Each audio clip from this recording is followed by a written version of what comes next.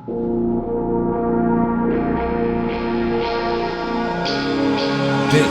is Horror Podcast.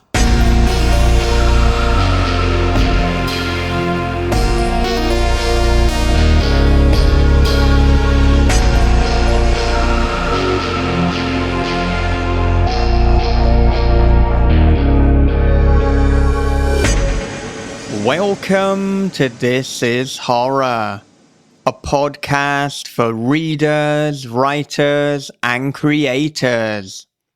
I'm Michael David Wilson, and every episode alongside my co-host Bob Pastorella, we chat with the world's best writers about writing, life lessons, creativity, and much more. Today is the second part in our Draw You In conversation with Jasper Bark. Now, for those of you who didn't listen to the first part and who are unfamiliar with Jasper, let me catch you up to speed. Jasper Bark is an award-winning novelist, children's author, and comic book writer. He is famed for his imaginative storytelling and has published 4 novels, 12 children's books, and countless comics and graphic novels. His work has been translated into 9 languages and is used in schools throughout the UK to improve literacy. So with that said, we're going to take a quick advert break and get on with the conversation with Jasper Bark. It was as if the video had unzipped my skin, slunk inside my tapered flesh, and become one with me. From the creator of This is Horror comes a new nightmare for the digital age, The Girl in the Video by Michael David Wilson. After a teacher receives a weirdly arousing video, his life descends into paranoia and obsession. More videos follow, each containing information no stranger could possibly know. But who's sending them, and what do they want? The answers may destroy everything and everyone he loves. The Girl in the Video is The Ring meets Fatal Attraction for the iPhone generation. Available now in paperback, ebook, and audio. From the host of This is Horror Podcast comes a dark thriller of obsession, paranoia, and voyeurism. After relocating to a small coastal town, Brian discovers a hole that gazes into his neighbor's bedroom. Every night she dances and he peeps. Same song, same time, same wild and mesmerizing dance. But soon Brian suspects he's not the only one watching, and she's not the only one being watched. They're watching is The Wicker Man meets Body Double with a splash of Suspiria. They're Watching by Michael David Wilson and Bob Pastorella is available from thisishorror.co.uk, Amazon, and wherever good books are sold. Okay, with that said, here it is. It is Jasper Bark on This is Horror.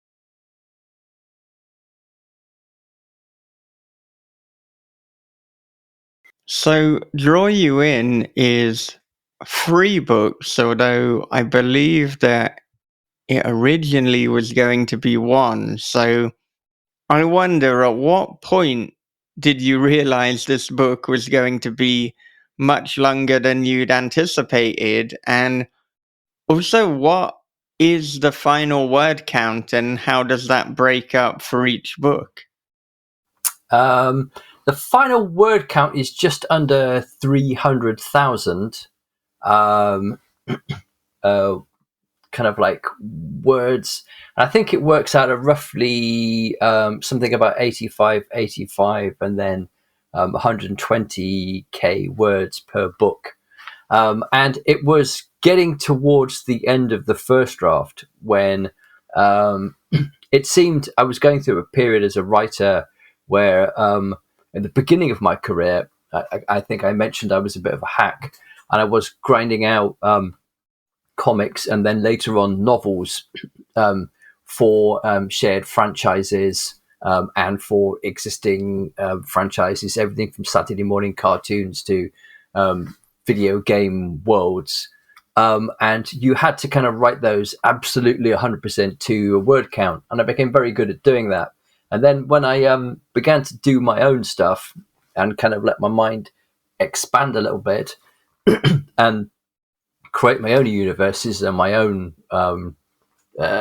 franchises, I became increasingly unable to keep to a word count. I thought it was going to be 100 to 120K. That's why I pitched it to my publisher as. And when I got to the end of the first draft, it was kind of getting close to about 170, 180K. And I also realized it was one of those books that you get to the end of the first draft and you realize all the things that you should have put in the first draft. You've been keeping notes and you realize actually it's the story is actually way longer even than the first draft that you've got. And at that point, I had to go back to Crystal Lake and say, this book's not only going to be a little bit later than I originally promised you, so could we revise your publishing schedules? But it's not going to be one book, it's going to be three. I realized at that point to do all the things I needed it to do and to cover all the ground I needed it to cover, it was going to have to be 3 books. And because Crystal Lake are such an amazing publisher, such a great people to work for, Joe Meinhardt, the then editor-in-chief, now kind of like general head honcho and publisher, was a total sweetheart. He pulled it from the existing schedules, he revised the schedules, and he gave me like an extra year and a bit to rewrite the whole thing again from scratch as 3 books. And even gave me a new contract, which is not common in publishing, but it happened to be very fabulous people to work for. So yeah, at that point, I think it was just one of these stories. It was a bit like in those old hoary 1950s movies where they get like a tiny piece of plankton or a single amoeba, like in a petri dish, and then they irradiate it, and the amoeba just keeps growing and growing and growing until eventually it takes over the entire city of Washington, and or kind of part of the whole eastern seaboard is now just one giant, massive unicellular being. I was kind of experiencing that in most of the things that I wrote around about that time. I'd sit down to write a 5K short story, it ended up being a novella, and it just wouldn't stop growing. And this story seems to have been the apotheosis of that moment. I wanted to write 1 book, and it ended up being 3. For those of you who are listening at home, I'm holding up all 3 books to kind of just as a kind of piece of absolutely egregious product placement. In case at this point we hadn't worked out, I'm desperate to sell these books and dig my way out of the debt that comes, unfortunately, with working full-time as a writer. And I think it's very important to emphasize, too, that these are 3 books rather than 3 novels, in the sense that the story is incomplete until you get to the final one. So very much a kind of risky move for traditional book publishing, but also very apropos when you're essentially writing a comic. And I mean, we all know the phrase "a wolf in sheep's clothing," but I can't decide, is this a novel in comic clothing or is this a comic in novels clothing? It might be slightly the latter, because the works of R.L. Carver, there is a sentient comic in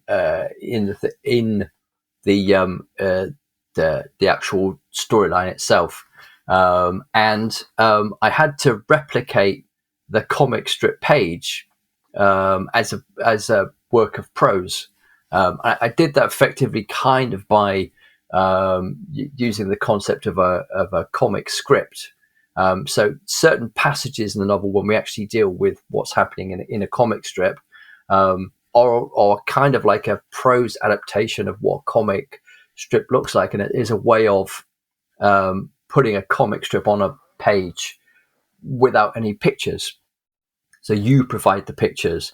So it's not dissimilar. Certain sections of the book could potentially be handed to an imaginative comic artist, and he could draw a thing from it. So I was kind of marrying a lot of different mediums together, and one of those is marrying the very visual medium of a comic script, which isn't that dissimilar in some ways to a screenplay, and bringing that to life on a page as a piece of prose.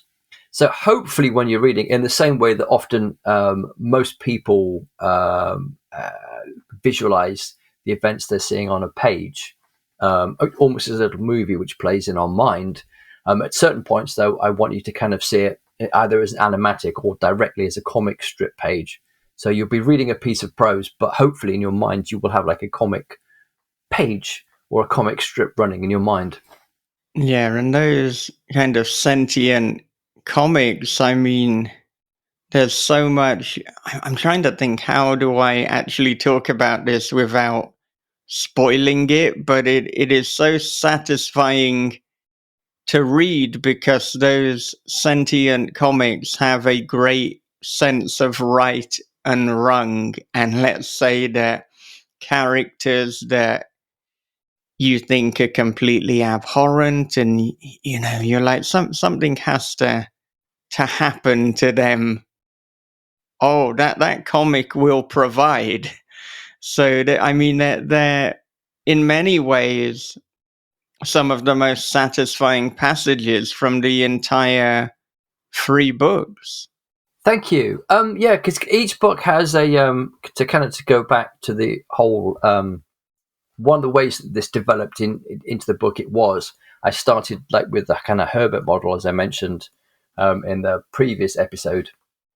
And one of the ways this eventually manifested itself was through the draw you interludes.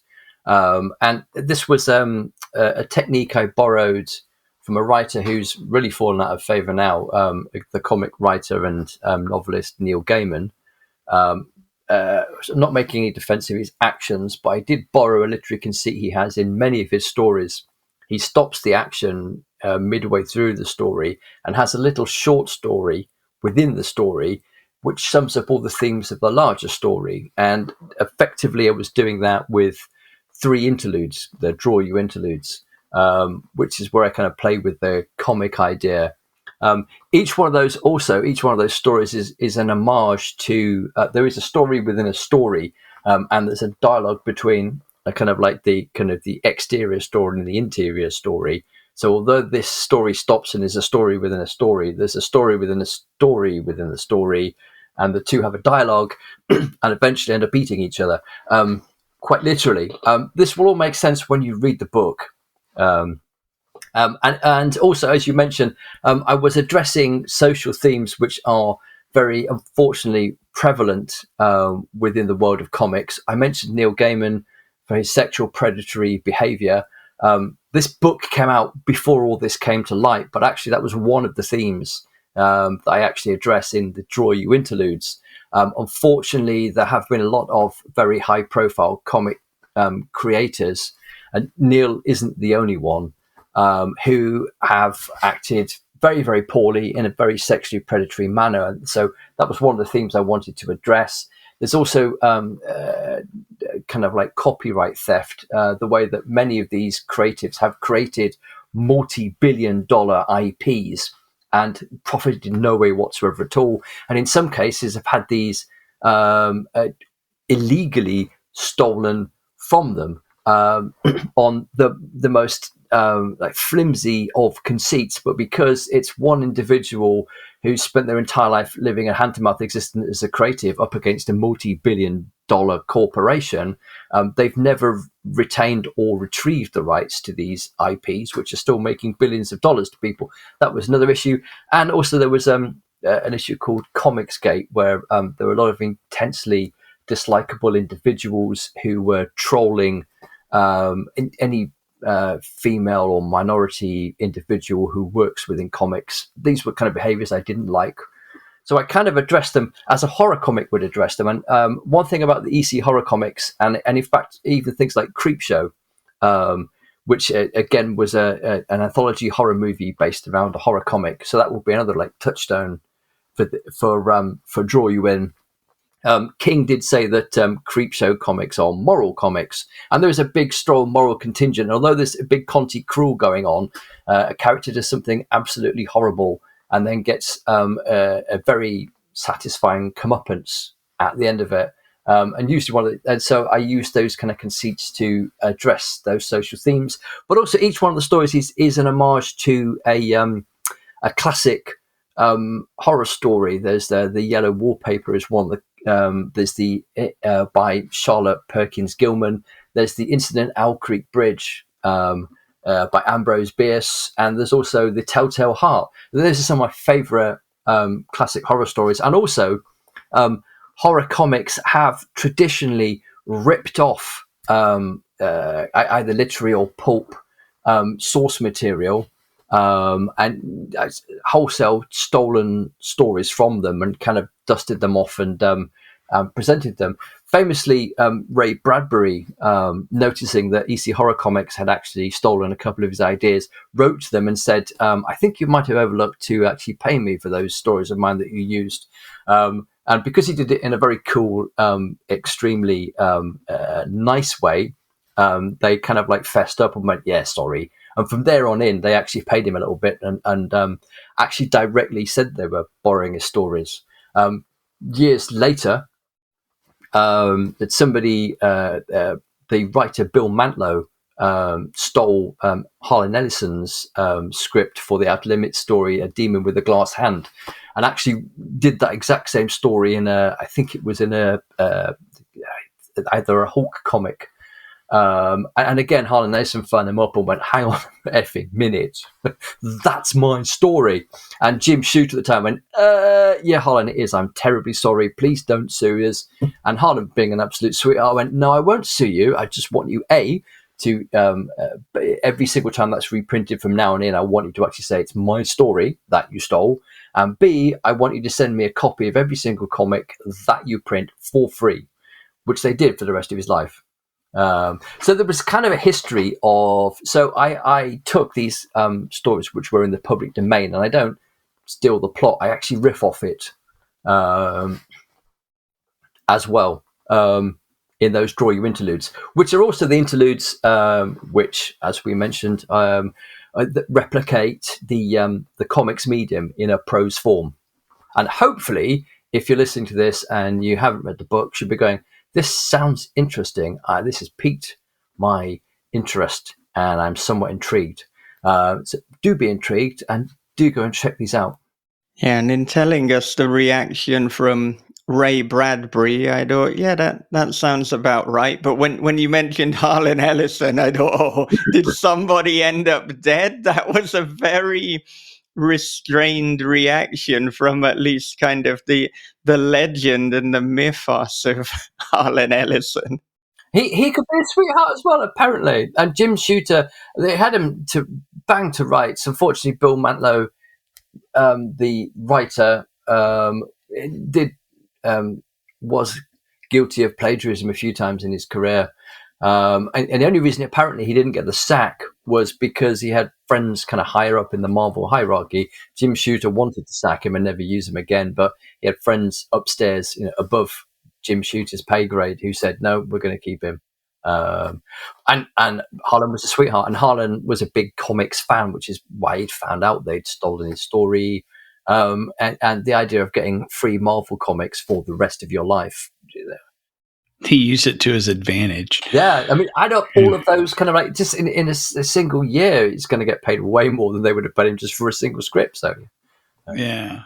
I mean, I think we've all seen the video of Harlan talking about how they wanted him to do something for for one of the series of the, I think it was Babylon 5 or something like that he wrote on or something like that. It's like, hey, yeah, we want you to do for the DVD, da-da-da-da-da. Can you write up something? And he was like, yeah, sure, pay me. And they're like, well, we were hoping you could do it for free. And he's like, for free? Fuck you. Yeah. I'm not doing it for fucking free. I'm a writer. You pay me. You pay the guy who did the shit, right? Yeah, you're going to pay me, And they're like, oh, well, we're not going to do anything. He goes, yeah. He goes, always get paid. That's what you do, And so I'm surprised that, that he was a sweetheart. But they probably, once he probably called him out on it, they're like, yeah. And then he saw a way that he could go, I can get fucking free comics for life on this shit. You're going to send me a copy of every single comic that you put out for the rest of my life. I'm going to put it in the storage bin. It's like, fuck yeah, I'd be in on that shit. Yeah, I would too. Not that I want anyone in Marvel Comics to rip me off, because I don't think I quite have the clout on this shit. Yeah. Yeah, I think, again, we said before that, this can appeal to people who don't really have an interest in the comics world because of how universal these themes are, and possibly the most affecting of these kind of interludes is the one to do with intellectual property and, let's say, a company trying to get rights that they meant to have and then realize that they didn't have. And it's shocking, it's corrupt, but it's unfortunately so relatable to nearly any big industry with massive corporations. Yeah. What happens is, to use words like abhorrent is really understating it. Yeah, this is true. And thank you for saying that it also people who don't like comics, about half the reviews on Goodreads and Amazon are along the lines of people like, well, I don't read graphic novels and I don't read comics, but I was quite surprised to find this was very, very interesting to me.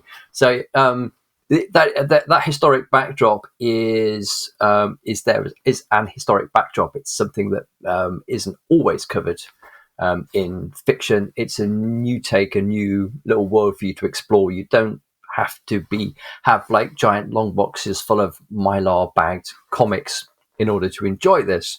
But yeah, that particular section as well was also based on again experiences of friends and colleagues who've run into trouble, and people who did own the rights to IPs, who did go up against large corporations, and they are prepared to act in terrible ways. This is a horror comic. This is a horror story, not a horror comic, about horror comics. So I can kind of exaggerate a tiny little bit. People act just a little bit more horrifically, I hope, than they would in real life. But yeah, I've heard, if you work in the industry for any length of time, you hear some intense horror stories about people's experience. And it is one of the reasons I actually invent a third.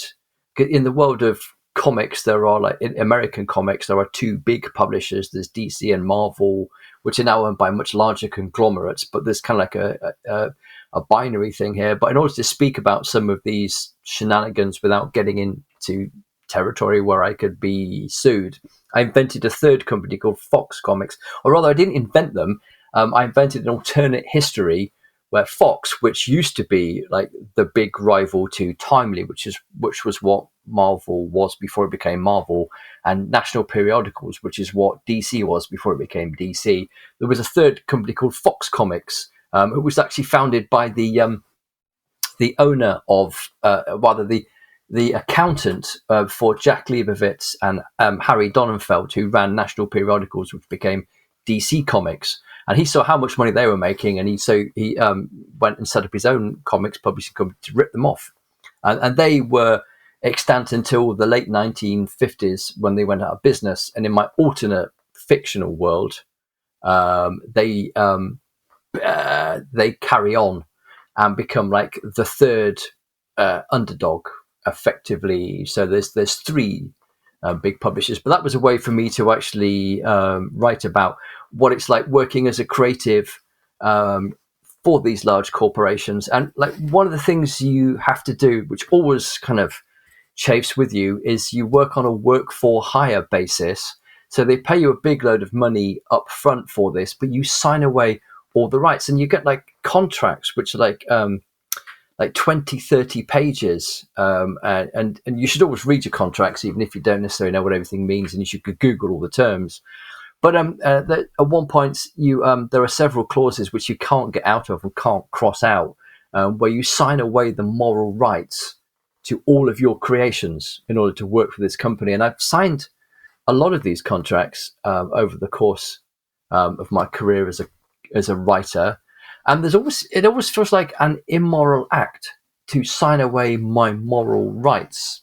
It's not something I've done in the last decade or so, but it always stuck in my throat, and the editor would always have to chase me because I'd always like hover over the pen for about a week before I first posted back when I was first working as a comics writer, and then eventually scanned and sent it back in the last days of my work for hire in the fiction mines. And I guess some of that moral repugnance that I felt spills over and comes out in these books, because we shouldn't have to do that in order just to kind of make the money to pay my mortgage and keep feeding my kids. I think there's a real problem with contracts in not only publishing, but in wider industries. And I mean, anytime when you challenge a contract, you run the risk of just the whole deal is off. I mean, so I'll start with publishing, and then I'll get into the English language teaching in Japan industry. Yeah, that's right. All the employers that have been waiting for 10 years for me to finally dig some dirt, presumably listening to every This Is Horror podcast. That's where we're going. Today is the day.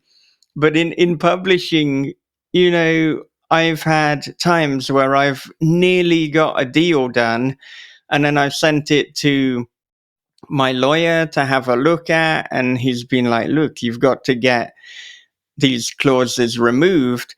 Usually it's a clause that says like, okay, if anything goes wrong and we have legal action taken against us, you will pay not only for your own lawyer, but you will pay for ours as well. That's happened a number of times, specifically in audiobook contracts. And, it's things that even if it happens and it's out of my control, and it's like, look, you can't sign that. So I've had times where I've lost like thousands of pounds because the audiobook just couldn't happen. And they're like, but if I sign it, and then something happens, then I'm going to be tens or possibly hundreds of thousands of pounds in debt. So we know that there's a minor chance of something happening, but you can't predict what somebody could falsely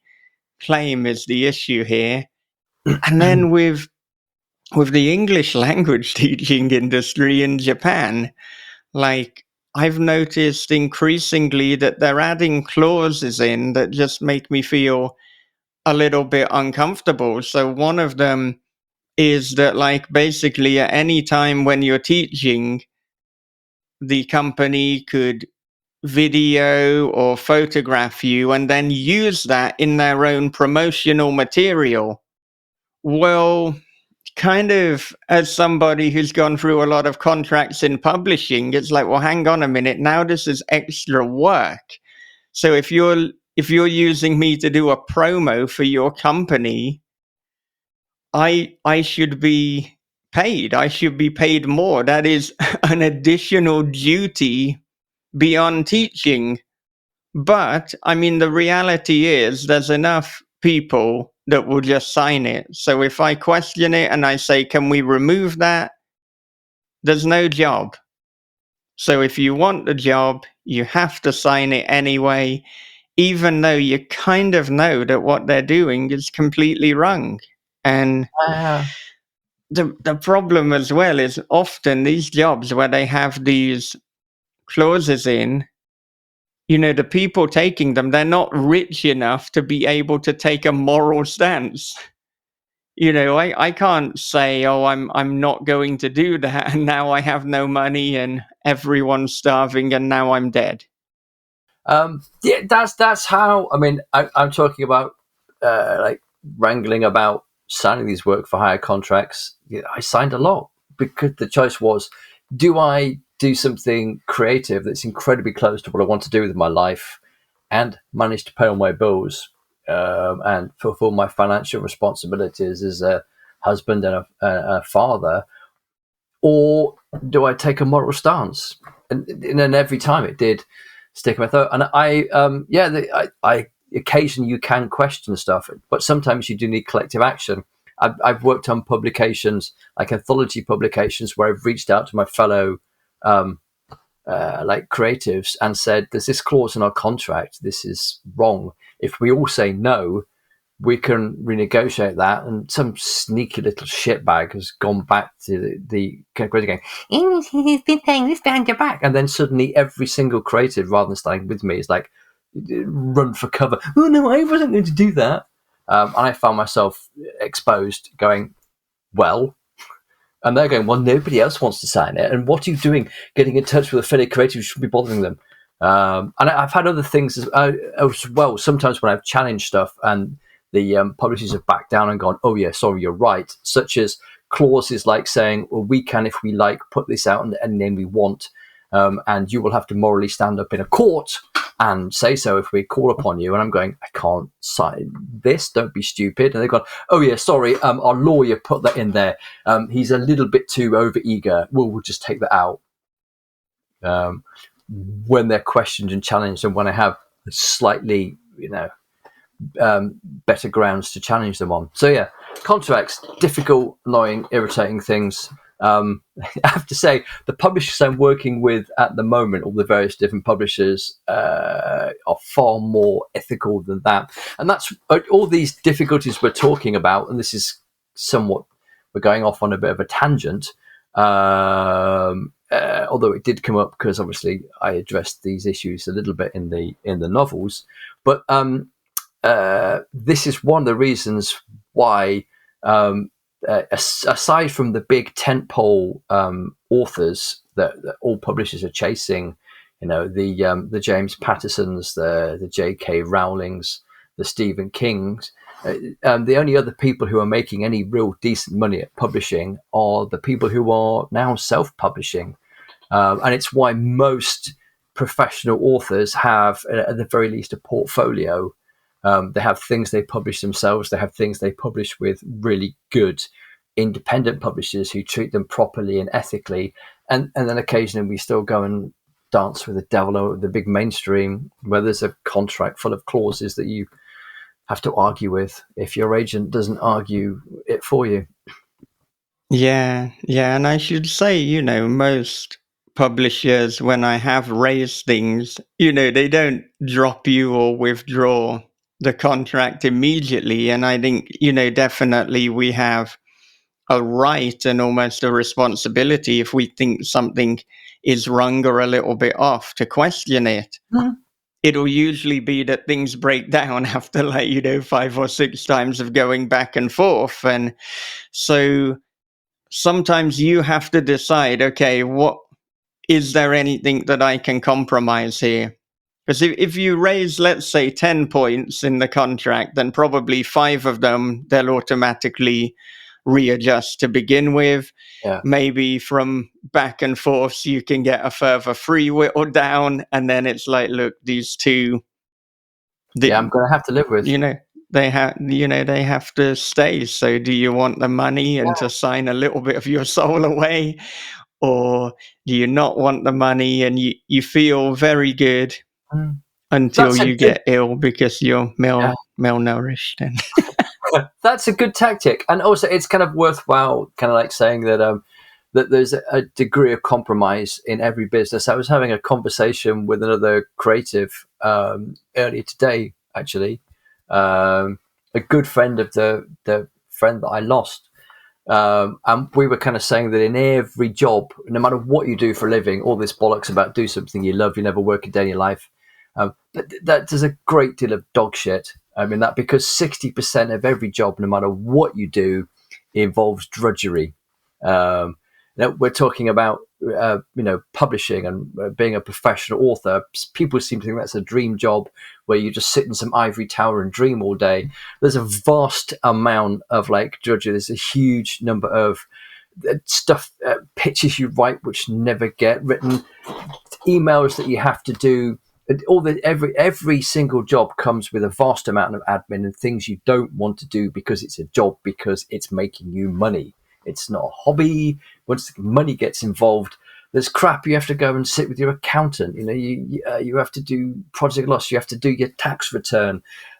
You have to chase people to do things for you. And okay, 40% of your job, that's the bit that actually creates the kind of value. That you may or may not enjoy doing that. And if you're doing a creative profession, there's various different degrees of enjoying that and not enjoying that. Invariably, you're only doing it because you can't do anything else with your life because you're that socially inadequate. And then there's the 60% of it's a job. And everybody has this it's a job element of their of whatever profession you go into.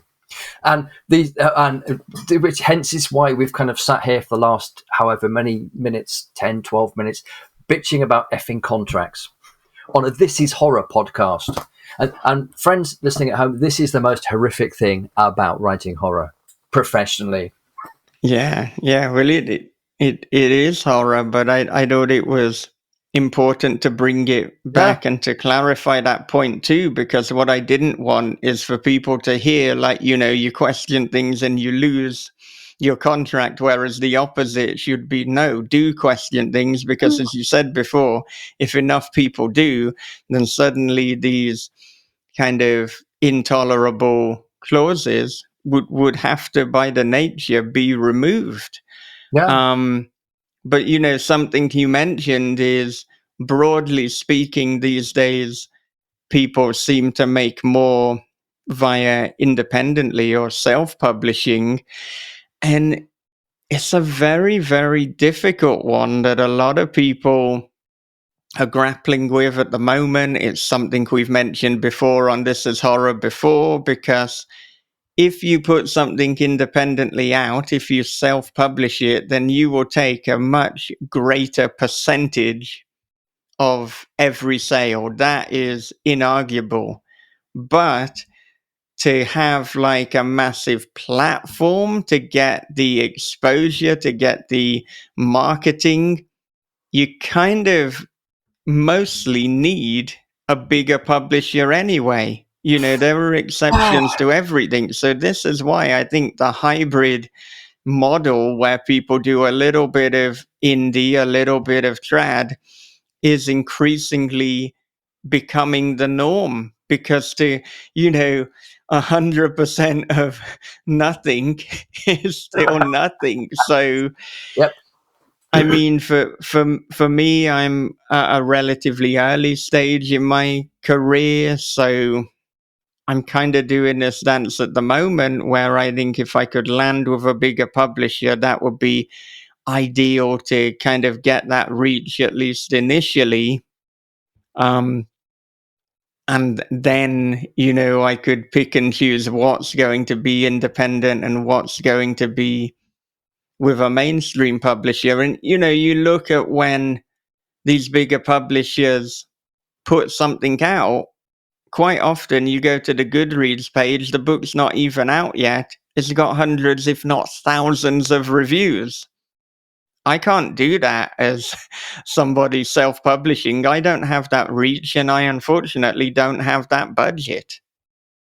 Unfortunately, the corollary of that is that sometimes you put things out with a really big publisher, and a year later you go to your Goodreads page and you've got half the number of reviews of somebody who's self-published entirely. Just because you're with a mainstream publisher, they have a very limited budget and a very limited window in their kind of marketing schedule when they're going to push your book. And once that's done, goodbye. And that can be a tiny budget and a tiny amount of time that they'll actually spend trying to promote your book. And then they've got another book coming out next week and they've got to do all the marketing for that. And there's only 2 people in that department and they're massively underfunded.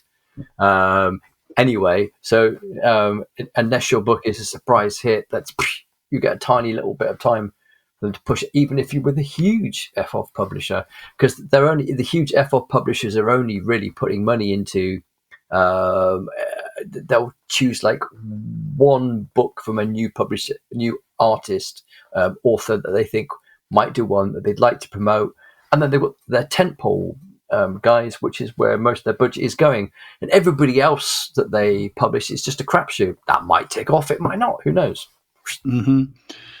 It's really kind of weird, because if you look at like the big publishers and stuff like that, and the things that get noticed, it is a total crapshoot. You could sit there and you could spend 5 to 6 years of your life working on a novel, submitting it, getting an agent, getting them to find, getting a big 4, big 5 publisher to pick it up. They put a marketing plan together, put you on a book tour and everything like that. And then you get nothing. And when you're reading, you get on social media, and some no talent influencer who talks to snails is getting a movie deal, and you're like going, "What the fuck have I just fucking done with my life?" You should be happy that you wrote a book. Yeah. And you got it published by a big 5 publisher, and you need to be working on the next thing, because there's a possibility that there's some person who works in the movies who read your book that really didn't go anywhere. It's like going, I want to make this into a movie. Who do I talk to make this into a movie? I want to make this into a movie, and it could be somebody big. It could be, I don't know, Ryan Coogler. I don't know. It could be anybody. It could be anyone. And then you're like, next thing you know, you're like, yes. I mean, think about it. It took a while for someone to make The Ritual into a movie, but they did. Yeah, but also, and now Adam Neville is like, yeah, he's got actually a couple movies out. Yay. Yeah. But you don't actually get, also, it's not often a life-changing amount of money. It's like some people, right, they get a life-changing amount of money for their first advance. The rest of us, get like a 6-figure, or not a 6-figure. The rest of us get like about a 4-figure fee as an advance from a big publisher. And even if it gets picked up or optioned, only money you're going to make is in the option fee. You'll be offered lots of things at the back end, which will never happen. And it isn't a life-changing amount of money. It's a nice amount of money. It's an incredibly fabulous holiday. Maybe it's a new car, or you can build an extension on your house, but you're not, unfortunately, going to retire on it. It's a third of an average annual wage is roughly what most authors get from an option. Even from what you got to look at, if you get a 6-figure deal, what a lot of people don't realize is that it's like you're getting a 6-figure advance. You're not going to get 6 figures at one time. They're going to break that up into multiple payments. Don't quit your day job because you're whose careers have ended because they've been given a huge advance from a publisher, and the book hasn't done as well as it's thought. And from there on because publishing is a small industry, they become the writer who got the big advance and did not even if it was didn't earn out. Yeah, so that kind of like sits against on your kind of balance sheet professionally for the rest of your life. And sometimes that's it. No other publisher will go near you because you had that giant liability. You cost this big name publisher way loads of money. And that's one of the things that happened to George R.R. Martin. I mean, it's happened to friends of mine. But I mean, George R.R. Martin, his career effectively stopped after the Armageddon rag, which didn't do anywhere as well as his publisher thought. And he had to spend like 20 years working in TV before a publisher would pick him up again and start publishing. And luckily, he wrote Game of Thrones, and the rest was history.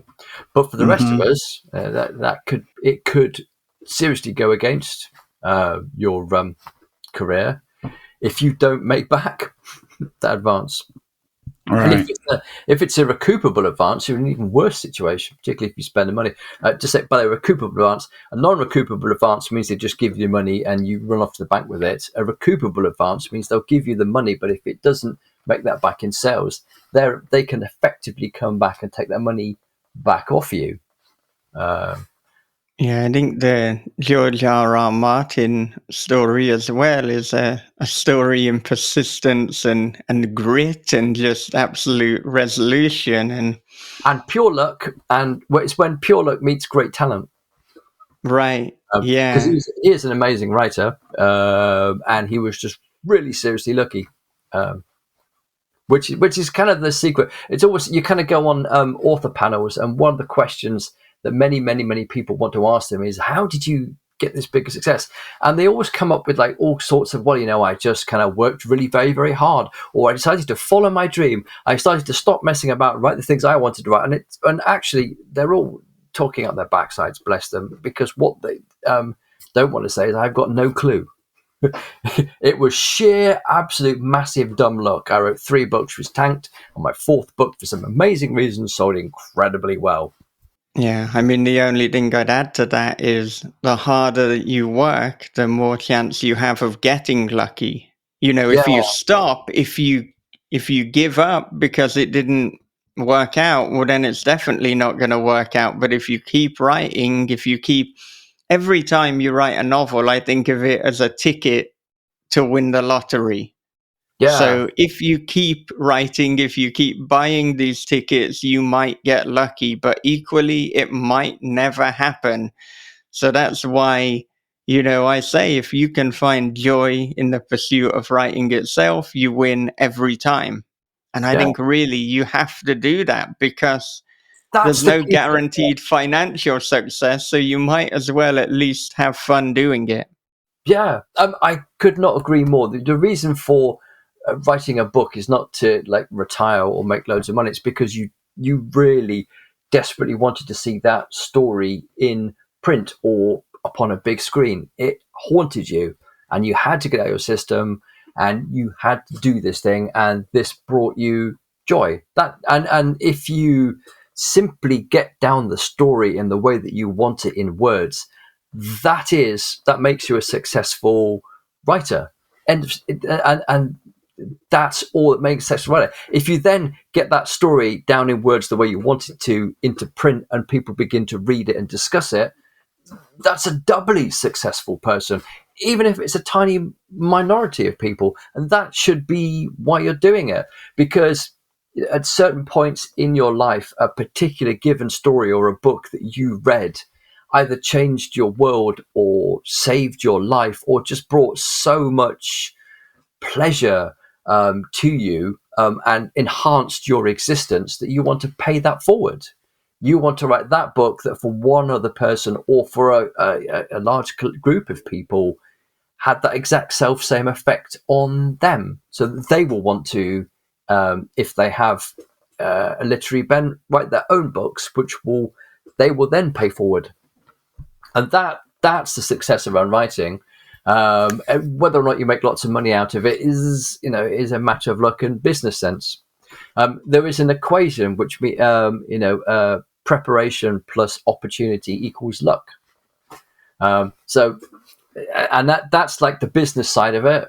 But like how much money you spend or how many books you sell is not necessarily a reflection of how successful you are as a writer, in the kind of like broad scale of things, other than that means you're successful within the business of publishing. And everybody aspires, I think, who publishes professionally, to have some success on that grounds. But that shouldn't be the reason you sit down to write. You sit down to write because you have something to say. You have a need to communicate, and you have a love of fiction and the written word, if you want to be a fiction writer, to such a degree that you're compelled to write these things and to connect with other people, and that you want to create work that will connect with other people, irrespective of your audience size.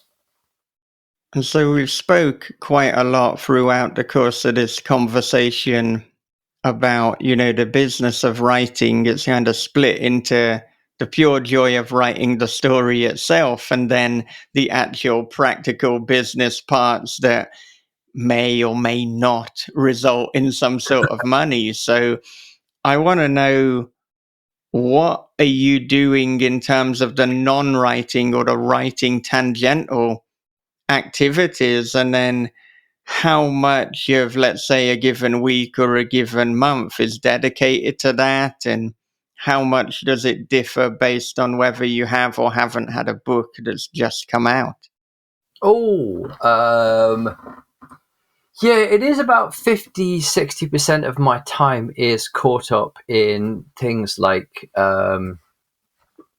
publicity and marketing, which involves everything from social media to running a newsletter to any online presence that you have. But on top of that, you're also appearing at conventions and other gatherings, and sometimes putting your book into people's hands. So it's kind of a lot of being a professional author is a little bit like being one of those people who make artisan goods and have a website and sell them on a website, and go to craft fairs and sell them at craft fairs. That's effectively the business model that most authors follow. So I turn up at conventions and I have like the smallest little table that I can effectively afford, and I have to sell X amount of books to pay for my hotel room and the price of ordering the table, and then anything else is hopefully profit. But also it's a profile raising. I spend time doing a lot of press and interviews like this one, where I'm selling a book, subliminally buy this book.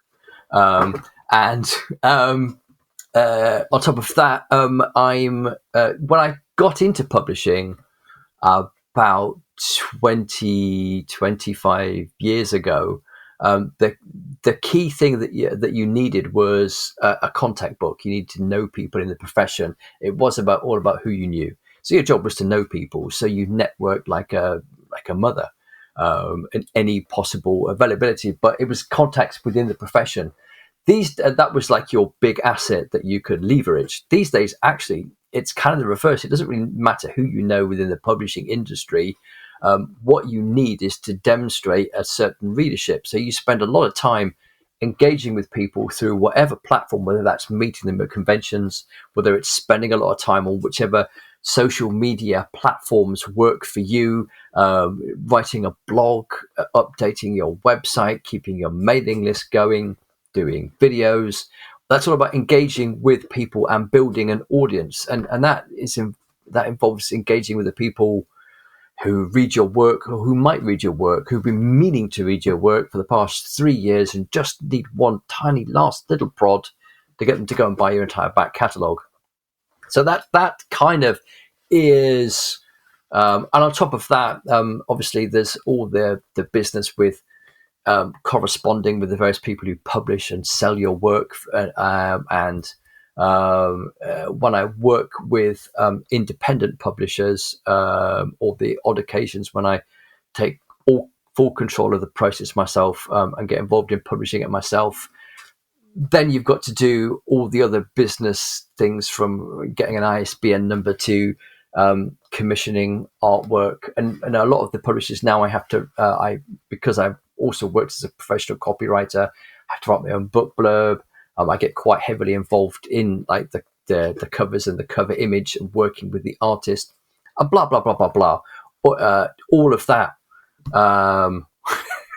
So that involves a vast amount of emails and admin and engagement, talking to other people, which is like just like a part of anybody else's job. If you were working in retail, you'd be doing that, standing behind a counter talking to people, and then you'd be doing your invoicing afterwards and your stock taking, and that's kind of what I have to do. That's like the job element of doing this as professionally. Yeah, I tend to find that the the job is having multiple jobs at once. I mean, if you look at a lot of other jobs, I mean, if you're an accountant, you are an accountant. That is the job. If you're a lawyer, you're a lawyer. But increasingly these days, and it depends which publisher you're with, but I mean, if you were just self-publishing, then you are the writer, you are the advertiser, you are the marketer, you are the accountant. You might be the lawyer to some point. Depends how much experience and money you have as to how much of that you deal with. And as has often been said, even if you're with the most kind of resourceful, richest publisher, you're at a very minimum, as well as the writer, kind of the promoter. You're doing the publicity, because the publicity too, that's not like, they can't get a stand-in for you. I mean, there's an argument sometimes with political leaders that they do, or their partners have a stand-in, not to name anyone, but as the author, you can't get the other Jasper Bark, or at least that's what we think. One convention we're gonna see, it's John Bark. Here he is, the identical twin, the crazier brother. You know, Jasper was a madman. You ain't met John yet. Good God, absolute nutter. Reminds me of Gallagher. You know the comedian Gallagher, the Mhm. Smash-O-Matic and all that. He had a brother who did the same thing. Wow, really? Yes, he really did. I think there was, if I remember correctly, and I may be misremembering this part, but I believe that they sued each other. So that's some crazy shit. I think Michael's looking it up right now. No.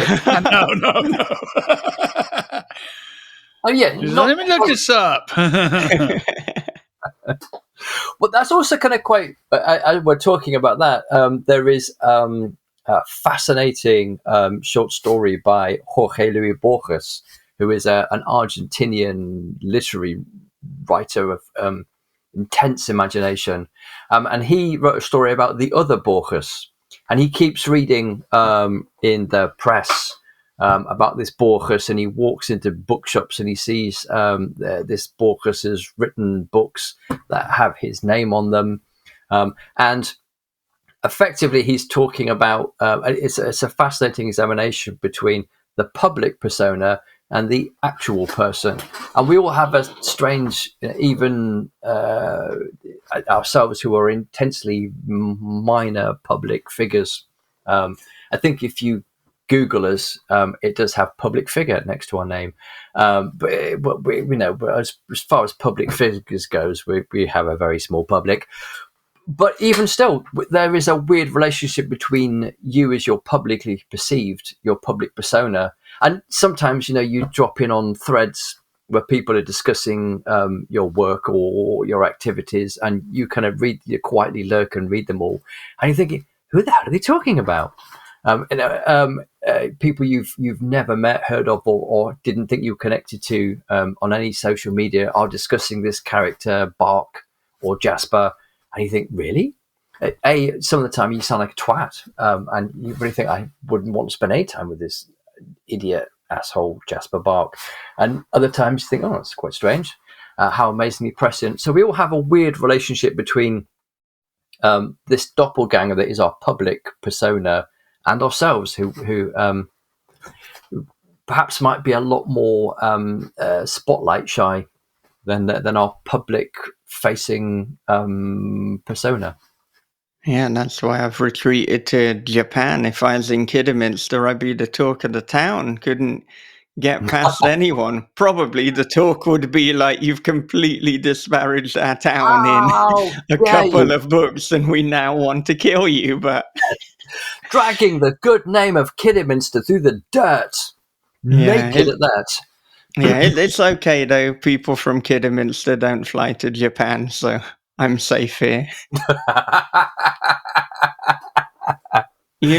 Something you mentioned before was how Walt and Louise Simonson, they appear in the novel, and you actually did a round robin for this, and anything they said could then influence the direction of the book. So I wondered if you could speak a little bit more about logistically what that looks like, and how much were they given in advance? Did they read the parts before they showed up? Did they read everything? Were they given a briefing card? And was this round robin quite literally in real time? And how did it Um, affect, the course of the book? Um, it was slightly longer with Walt than it was with Louise. With Louise, it was more like a kind of like an email exchange. We would email each other backwards and forwards, and then a day or so later, one of us would respond to the other as the character was talking with her. And with Walt as well, Walt actually works for Fox Comics, the publisher who, in this alternate history of the novel, is still publishing. So I actually went back to their golden age, 1940s and 50s characters, and decided that those were IPs they would have continued to the present day. And Walt and I had a big conversation, given his career and the things he likes to work on, if he was working for Fox Comics, which one of their characters would he have worked on? And we kind of went through all their characters, all of whom are in the public domain. And he has like an artist collection of working on this character, which doesn't exist. He never worked on that character, but in this alternate universe, he did. And I told them a little bit about their relationship with Linda, but in order that they actually respond naturally, I didn't tell them very much. This is a friend of yours who does this, and she's been working on this, and she knows you from this. And then we took it off from there. So it wasn't until they actually got the novel in their hands that they worked out why their friend was acting in this rather bizarre and foolish manner. That's amazing. And is it something now that you've done it with this novel that you kind of want to do in other novels, or have you scratched that itch for the time being and you don't need to bring other people in? We're not going to see David Moody show up at some point, or Ray Cluley stumble in. It's funny because we all sort of occasionally borrow off friends' names to and I've another Run to Ground, another short novella that I wrote. I named a lot of the characters after prominent people in the indie horror world, just for pure fun. I've certainly, people have borrowed my name and murdered me in their stories as well in the past. But yeah, bring people into my novels. It's interesting. Walt and Louise had a huge fun doing it, and they said, you should get loads of people in to do this. And should we invite so-and-so and so-and-so? And I kind of thought, that will be logistically very, very hard to start taking my novel in different directions. It was a one of a series of kind of, forgive me using the word literary for a piece of pulp fiction, perhaps with a few literary aspirations, but it was a literary experiment that I tried. It might be fun to try again, but I think it would depend upon the work. This worked with this work because it tied into the themes I was exploring in the wider story. If I go back to that theme and can find another interesting, a new way to do that, then definitely I'll do it.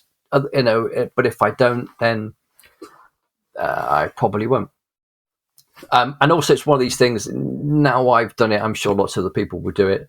And as is often the case with these things, I'll have done this, and 5, 6, 7 years from now, if somebody else would do it, everyone would go, "Oh my God, what an amazing idea!" And that person will make vast amounts of money off it. And people read my work and go, "Oh, he's just ripping off that person." Mm-hmm. It reminds me of that scene in that Rodney Dangerfield movie, Back to School. I don't know if you've ever seen it or not. I haven't actually yet, but yeah, it was done when Rodney was in his heyday, and one of the gags that they did was he had to go back to college, but he was a wealthy man, and he had to write a paper about Kurt Vonnegut, and he hired Vonnegut to write the paper. And then he got a C on the paper, which is, and Vonnegut's actually in the movie. It's like he's, because like he brings the paper to him, it's like the actual folder, so it's like, hey, Rodney Day, what are you doing, so it's like, it's actually a very funny scene.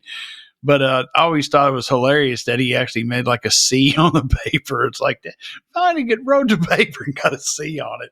Of course he did. I have a friend who's I had a friend.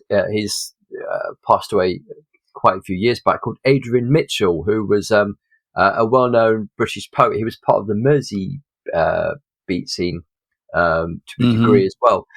And he'd always asked that his work not be used on exams. And one of his poems was chosen to be on GCSE, which is like a qualification you get in the UK at age 16. And they chose it, and the papers were printed up. And he found out about this, and he said, actually, I have actually got a moratorium on that. Please don't use it. And they said, we kind of printed them all up now, and we can't really recall them. Why don't you come and sit the exam?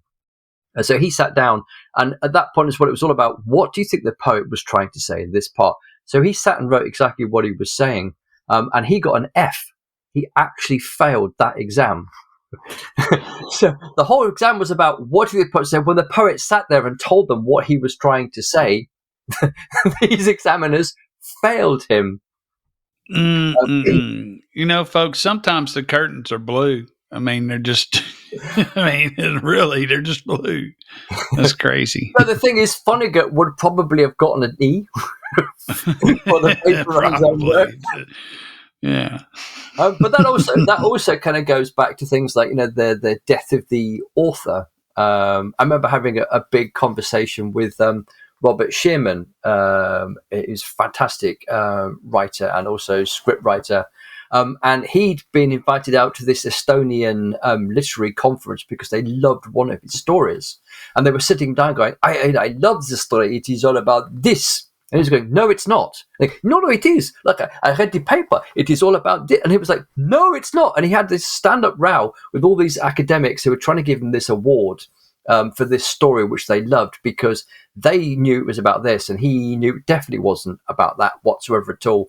And the fact of the matter is, it's one of the things you learn as a writer is you have no control over how your story will be received and what people will think about it, which is what Barthes was talking about in the first place with the idea of the death of the author. Just because you wrote it doesn't mean you actually necessarily know what it is or what it will mean to everyone else apart from you. You're just the first person who read that story, and your take on it, what you perhaps thought you might be doing, may not be how it will land with anyone else.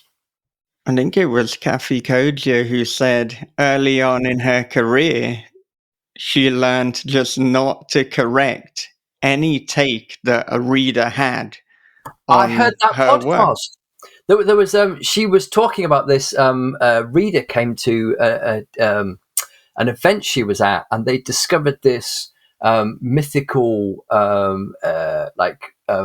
predecessor to her story, the cipher, which she wanted to call the glory hole. And this person was saying, "You meant this, didn't you? We're talking about this," and she was going, "No."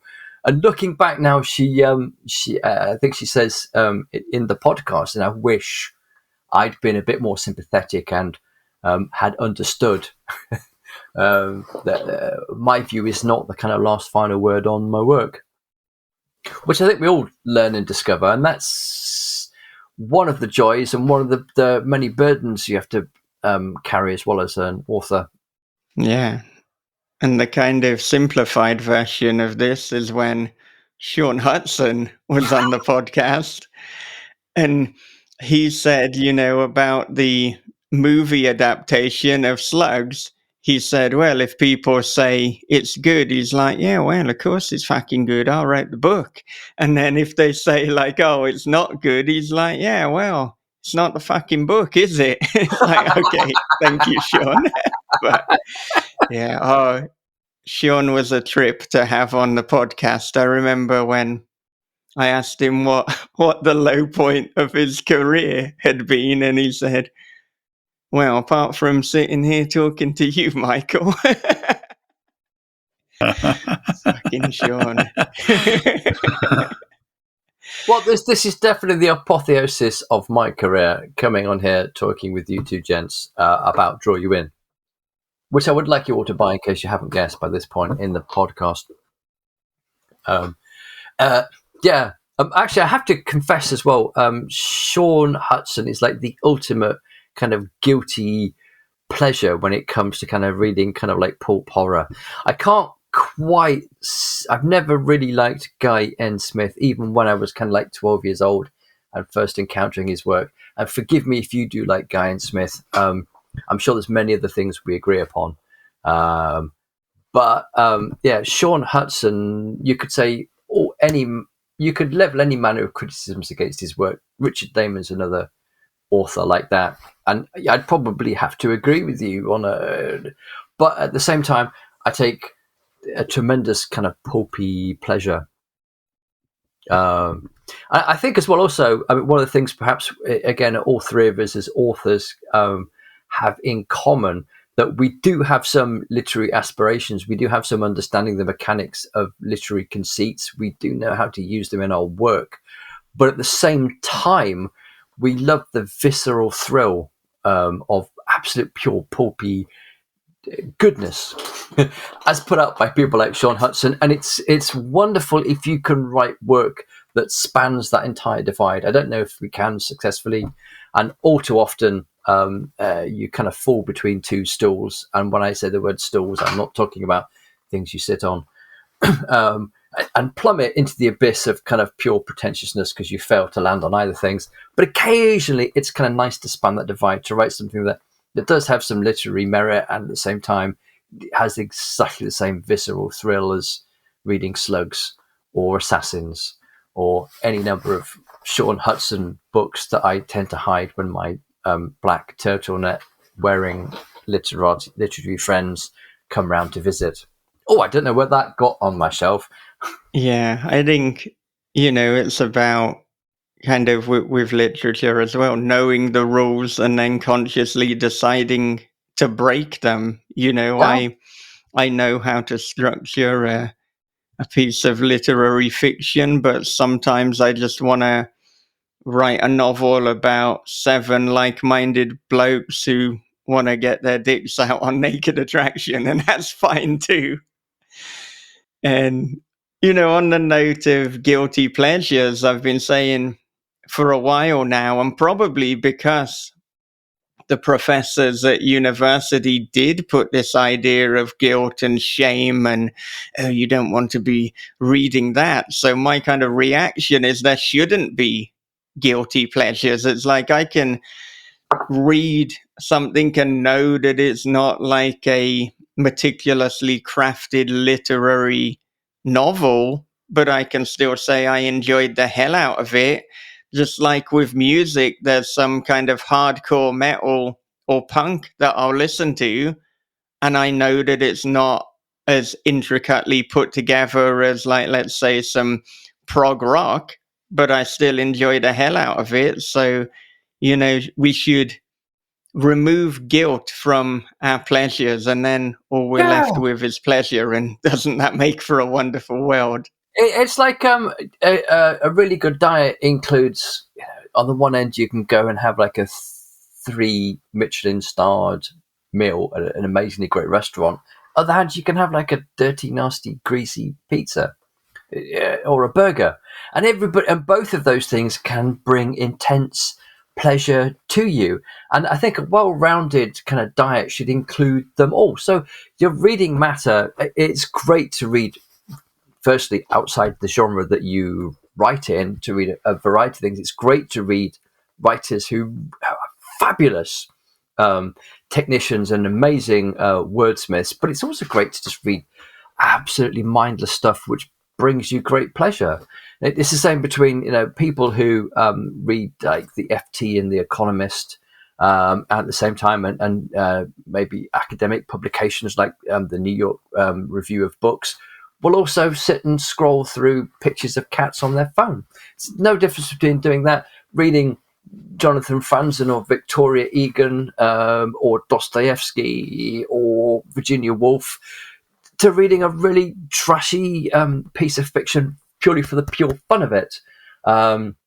Both my children, when they went through university, in order that they didn't stop reading like many people do the minute they leave college, you look at their bookshelves and they're almost like frozen in aspic. They never read another book again because they've been forced to read books. I bought them loads of trashy rubbish to read in order that they remembered that reading was for pleasure. The fortunate thing about a lot of academics is they forget that people actually read as a pure visceral pleasure, because it's fun, because they're reading for their job and they're reading to analyze stuff. As both of my children went through higher education, I kept giving them crappy trash to read that they would just enjoy. And we should all do that. That you should have a mixed and varied diet. It's perfectly fine to read Hello alongside To the Lighthouse.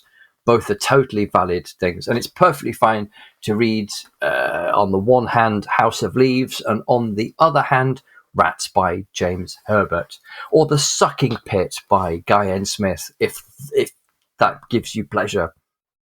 There you go. You've given me a good marketing idea, and I use the term good very loosely, but I'll just start turning up to Loosely. graduation. Yeah. I'll Like start those turning schools, up to graduation ceremonies specifically for undergraduates, and if I don't get arrested, then after they've graduated, I will hand them each a copy of Daddy's Boy. And then, since you gave me the idea, I'll give them a copy of Draw You In, but only volume 1, because then they have to buy the other 2. Yeah, see, this is all part of my marketing scheme. Yeah. Get them hooked. But, maybe loitering outside the graduation ceremony, I might get arrested before I give them the books. So, for swings and roundabouts. But again, that could be great publicity. Arrested for giving away books at a university. Yeah. What is this, Soviet Russia? But, I mean, I hope that everybody who has listened to this will go out and read Draw You In, and if for no other reason, then it will be like nothing they have read before. I mean, we said before, it's a very ambitious book. It's impossible to comp, as Bob said, and it's really impossible to put in a genre, because it, as you said, it jumps from genre to genre and back again.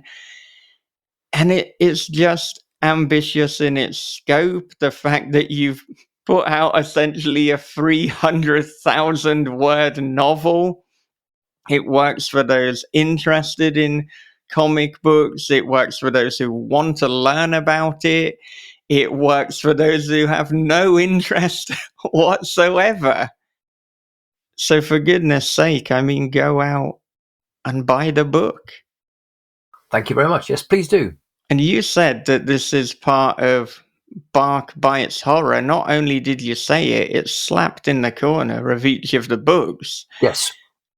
What is next from Bark Bites Horror? And then what is Bark Bites Horror? Are there horror books that you could write that would not fit into Bark Bites Horror? Or does this mean any book written by you that is horror is automatically a Bark Bites Horror? I think that if I was to write a book that wasn't Bark Bites Horror, it would kind of have to be either very cliched or very much in like treading the same old ground everyone does. Effectively, Bark Bites Horror, if you've got a jaded palate, if you've read far too many books about zombie apocalypses or sparkly vampires, and you're fed sick and tired of all the old cliched tropes. A special forces person finds himself facing an apocalyptic landscape. They have to fight their way across in order to go and save a member of their family, or a couple who have undergone a traumatic experience in their past move to the countryside and buy an old house in order to do it up, to overcome their problems and start finding strange supernatural happenings occur to them. All those plots, like time-worn plots, we see time and time and time again. If you're sick and tired of those, and want to find out where horror is going, where horror will be in the next 10, 15 years, then Bark Bites Horror is where you go to. For those with a jaded palate who want to see horror 2.0 regened, retooled, reinvented, who want something they've never read before, that's what the series is there for. What's coming next? There's a weird Western called Dead Scalp, which is like no other weird Western you've read before. That's coming out in the end of August. A little bit later on, I have a Southern Gothic paranormal thriller called Harmed and Dangerous coming out at the end of the year. After that, I have a collection of 4 novellas, a new collection, and a new book called The House That Hunted Troubled Souls, coming out in 2026. So those are the next 5 publications, which are slated. Kind of 3/4 of those are written. So they're all, and certainly, obviously, Dead Scalp and Harmed and Dangerous are fully written and awaiting their slot in Crystal Lake's publication schedule. And yeah, so that's basically what Bark Bites Horror is. It's the new stuff. When you're fed sick and tired of all the old stuff and all the old ground that's been constantly retrod, when you don't necessarily want to see yet another virgin or someone who's just lost their virginity stabbed in the wood by a slasher, you want a new take, you want to see new horrors, this is why you check out the Bark Bites Horror series. And every single one of those novels is introduced by the cartoon version of myself. All right, what a fantastic slate of forthcoming releases. And I mean, goodness, the amount that you've got that are kind of either fully finished or are well on their way. How long, with the obvious exception of Draw You In, which is 300,000 words, how long does it typically take for you to write a novel from kind of the initial idea to the ready to send to the publisher? If I was writing to the maximum profit yield, I'd be working to like an MVP, like minimum viable product, which is kind of like those who like churn out 30 or 40 novels a year tend to work to. I have this unfortunate habit of writing my novel all over again. I get to the first draft, and by that point, I've worked out what novel I should have written, and now I go back again and write it all over again. So while I can usually aim to write about 1,500 to 2,000 words a day, roughly 5 to 6 days per week, that actually does mean I churn out a lot of material by the end of the year. But unfortunately, quite often I have to go back and correct my mistakes and draft and redraft and redraft and redraft until, because I'm a bit of a perfectionist. So that kind of works against putting out a minimum viable product, which is something I don't do. So I can kind of do like a novel, 2 novellas, and 1 or 2 other side projects, graphic novels and things, probably per year. But also the kind of strange thing is about publishing, you probably both know yourselves, work tends to bunch. You kind of work away on a kind of a steady scale. And some years it'll look like you hardly done anything whatsoever at all, and then other years it look like you're ridiculously prolific, and that's just the vagaries of publishing and publishing schedules, and the competition you have for publishing slots in your publisher's schedule, or whether you want to publish it yourself and then take on board all the extra work involved with that. Really. So, but yeah, I aim for about 1,500 to 2,000 words a day. That works out about 300,000 words a year, which could be 3 books. It can, or other things. It would be a lot more if I wasn't so meticulous and perfectionist about polishing my work endlessly. And that's exactly how I polish it, just like that. I stand my thing. Well, I was going to say that I'm very much the same, and I guess I am in whatever way we're talking about. Very meticulous, do like a good polish, and if I didn't, then I might get more work out per year, and people can interpret that however they wish. And on that note, where can readers connect with you? Maybe I shouldn't ask that question on that note. Unrelated. We don't need polishing places. Just where can people interested in your writing connect with you? Well, if they want to see me polishing things, I do have an OnlyFans page where I polish any number of things. I know, and you're very quick to respond to private messages on there too. You look after your fans. I do indeed. But if they want to read my work or connect with me, do check me out on jasperbark.com.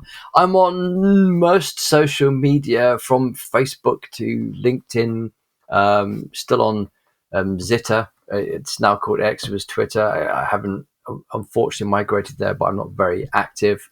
I'm on Blue Sky, Instagram, Threads, most social media. You can probably track me down. Haven't got a TikTok channel, but I do have a YouTube channel. But yeah, probably the best place to start is go and look for me on jasperbark.com. And also, my books are for sale on most platforms, from Amazon to Barnes and Noble, Rakuten Kobo, Audible. Go check me out. All right. Do you have any final thoughts to leave our listeners and viewers with? Talking about reviews, it was lovely of you to say my work was uncategorizable. One of the regular comments is that I've never read anything quite like this before, and the other one is I started this novel thinking, oh yes, I know where this is going, and within 40 pages I realized I had no idea where it was going, and if you'd told me where it was going to end, I would never have guessed that. So again, this is work that will surprise you, catch you off guard, and take you to places you would never have dreamed. Because I've dreamed of them, and I have the complete lack of sanity to prove it. Not to mention the grey hairs in places we can't mention. Despite your continuous mentioning. And on that note, thank you very much for joining us. Thank you so much for having me on. It has been a huge, huge pleasure. Thank you so much for listening to This Is Horror with Jasper Bark. Next time we will be chatting to Paul Goblish of Thunderstorm Books. But if you want to get that ahead of the crowd and support our mission to take things to the next level with the podcast, please support us at patreon.com/thisishorror. We will be analysing Talk to Me as an exclusive for patrons this month. That is the fantastic Australian movie. So Patreon subscribers, do be on the lookout for that. And you'll also get to listen to conversations with the likes of Ross Jeffrey and CJ Dotson, both of which I recorded this weekend. Now, before I wrap up, let's take a quick advert break. From the host of This Is Horror podcast comes a dark thriller of obsession, paranoia, and voyeurism. After relocating to a small coastal town, Brian discovers a hole that gazes into his neighbor's bedroom. Every night she dances and he peeps. Same song, same time, same wild and mesmerizing dance. But soon Brian suspects he's not the only one watching, and she's not the only one being watched. They're watching as The Wicker Man meets Body Double with a splash of Suspiria. They're Watching by Michael David Wilson and Bob Pastorella is available from thisishorror.co.uk, Amazon, and wherever good books are sold. It was as if the video had unzipped my skin, slunk inside my tapered flesh, and become one with me. From the creator of This Is Horror comes a new nightmare for the digital age, The Girl in the Video by Michael David Wilson. After a teacher receives a weirdly arousing video, his life descends into paranoia and obsession. More videos follow, each containing information no stranger could possibly know. But who's sending them, and what do they want? The answers may destroy everything and everyone he loves. The Girl in the Video is The Ring meets Fatal Attraction for the iPhone generation. Available now in paperback, ebook, and audio. Well, a big thank you to everyone who has taken the time to review the podcast on the Apple Podcast website. Thank you to Jesse Rowe, 83, who recently reviewed the podcast, praising the Jason Pargin episodes.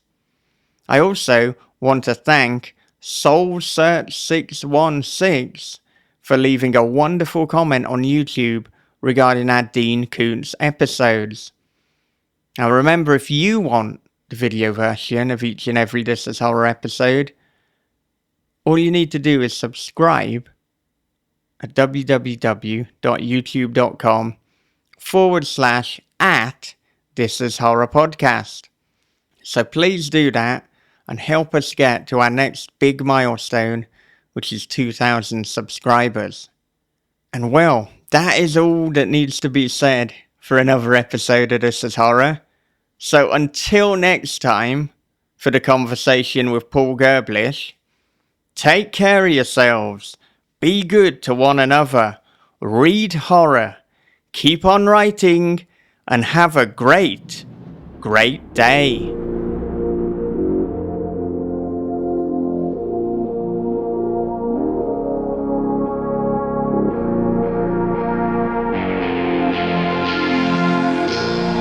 This is Horror Podcast.